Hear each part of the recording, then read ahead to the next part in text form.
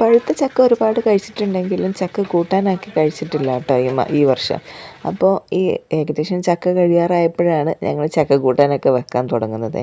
അപ്പോൾ ചക്ക കൂട്ടാനിലേക്ക് തലേന്നത്തെ തലക്കറിയും കൂടെ ആയാൽ ഒന്നും കൂടെ നല്ലതല്ലേ. അങ്ങനെ തലേ ദിവസം തന്നെ പ്ലാൻ ചെയ്ത് മീൻകടയിൽ പോയിട്ട് കേദറിൻ്റെ 2 തലയും കൂടെ വാങ്ങി ക്ലീൻ ചെയ്തെടുത്തു കേട്ടോ. അങ്ങനെ സമയമില്ലാതെ രാത്രിയിൽ തന്നെ ഇഞ്ചിയും വെളുത്തുള്ളിയും പച്ചമുളകൊക്കെ ഇട്ട് നന്നായിട്ട് മുളകിട്ട് വെച്ചു കേട്ടോ. അങ്ങനെ പിറ്റേ ദിവസമായി തുള്ളി മുറിയാത്ത മഴയായിരുന്നു കേട്ടോ. രാവിലെ ചായ കുടി കഴിഞ്ഞ് അപ്പാടെ തന്നെ ഇറങ്ങി മരത്തിൽ നിന്ന് ചക്ക ഇടാൻ വേണ്ടിയിട്ട്. മഴയായതുകൊണ്ട് തന്നെ മോൻ മഴയത്ത് കളിക്കുന്നുണ്ട്. പച്ചച്ചക്കയ്ക്ക് പോയ ഞങ്ങൾക്ക് പഴുത്ത ചക്കയാട്ടോ ആദ്യം കിട്ടിയത്. മരത്തിന് താഴെ വീണ് കിടപ്പുണ്ടായിരുന്നു. അത് എടുത്തിട്ട് വീട്ടിൽ കൊണ്ടുവച്ചതിന് ശേഷം പിന്നെ തൂട്ടി വെച്ച് ചക്ക ഇട്ടു കേട്ടോ. പച്ച ചക്ക കിട്ടി. അപ്പോൾ ഇതിനിടയ്ക്ക് ചാനൽ സബ്സ്ക്രൈബ് ചെയ്യാത്തവരൊന്ന് സബ്സ്ക്രൈബ് ചെയ്ത് കമൻറ്റ് ചെയ്യാനും ലൈക്ക് ചെയ്യാനൊന്നും മറക്കല്ലേ. ഒരു തോട്ടിയും കൊണ്ടുപോയാൽ ഞങ്ങൾ 2 തോട്ടിയും കൊണ്ടാട്ടോ വീട്ടിലോട്ട് പോകണേ. കൂടെ ഒരു ചക്കയും തോട്ടി മുറിഞ്ഞു പോയി. അങ്ങനെ കുറച്ച് നേരത്തേക്ക് മഴ തോർന്നപ്പോൾ വേഗം തന്നെ മുറ്റത്തിരുന്ന് ചക്ക നന്നാക്കി എടുത്തേ. ജാബുള്ളത് കൊണ്ടാണ് ഈ ചക്ക കൂട്ടാനും ചക്ക ഇടാനൊക്കെ നിന്നത്. ഇല്ലെങ്കിൽ ഇപ്പോൾ ഈ ചക്ക ഇടലൊന്നും നടക്കൂല.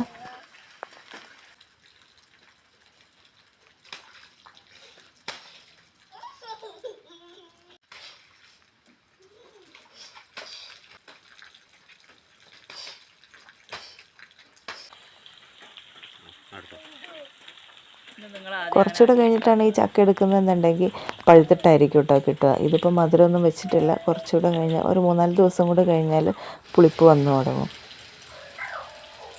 ഇതിൻ്റെ കൂടെ ആരെയാണ് അവ കാക്ക വിരുന്ന് വിളിക്കുന്നത്. എന്തായാലും ചക്കരിയിലൊക്കെ കഴിഞ്ഞു കേട്ടോ. നല്ലൊരു ചക്ക കൂട്ടാൻ വെക്കാം.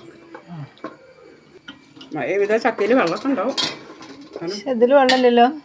ഇതിൽ വെള്ളമില്ല, എന്നാലും അടുപ്പത്തേക്കുമ്പോൾ ചിലപ്പോൾ ഉണ്ടാവും. ആവശ്യത്തിനുള്ള ഉപ്പും വെള്ളമൊക്കെ ഒഴിച്ച് അടുപ്പയിൽ കലം വെച്ചു കേട്ടോ. ശേഷം തേങ്ങയ്ക്ക് ഒതുക്കാൻ വേണ്ടിയിട്ട് ചെറിയുള്ളിയും കാന്താരിയും നല്ല ജീരകമൊക്കെ ഇട്ട് തേങ്ങ ഒന്ന് അരച്ചെടുത്തു. ചക്ക ഒന്ന് ഇളക്കി വന്നപ്പോഴത്തേക്ക് അതിലേക്ക് ഒഴിച്ചു കേട്ടോ. ചക്ക പറഞ്ഞ പോലെ തന്നെ കുറച്ചൊന്ന് വെള്ളം കൂടിയിട്ടുണ്ടായിരുന്നു.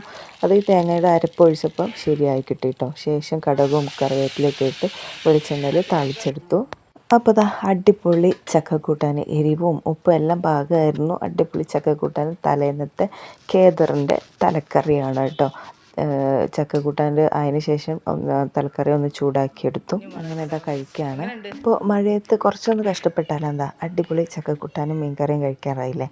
അപ്പോൾ ചാനൽ ഇഷ്ടപ്പെട്ടവരൊന്ന് ലൈക്ക് ചെയ്യാനും കമൻറ്റ് ചെയ്യാനും സബ്സ്ക്രൈബ് ചെയ്യാനൊന്നും മറക്കല്ലേ. So it's me Sajna. See you next time.